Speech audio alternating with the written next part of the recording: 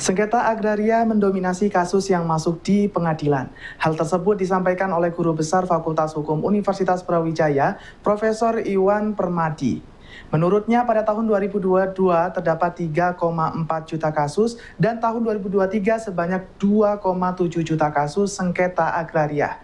Sebagian besar dari kasus tersebut terkait dengan sertifikat tanah. Untuk itu, Iwan merumuskan terobosan Smart Agraria sebagai solusi atas tingginya kasus sengketa agraria yang ada di Indonesia.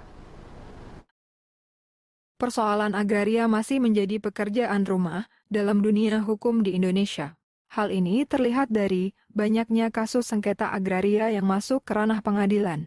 Menurut Guru Besar Fakultas Hukum UB Profesor Iwan Permadi dalam 2 tahun terakhir, angka kasus agraria yang masuk ke pengadilan mencapai 6,1 juta kasus.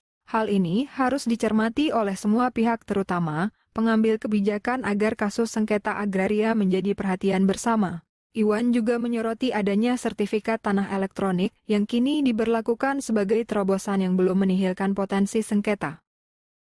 Dari perkara atau sengketa tanah yang diajukan pengadilan di Indonesia, data di tahun 2022 itu total perkara yang masuk 3.498.355. Tahun 2023 total perkara masuk itu 2.786.73. Jadi Bapak Ibu, para rekan-rekan wartawan, betapa tingginya perkara agraria yang masuk pengadilan, sehingga saya mencoba, dan semuanya itu terkait sertifikat.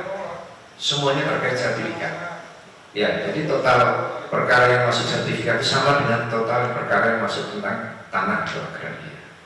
Sehingga betapa pentingnya itu saya menulis tentang konsep smart agraria.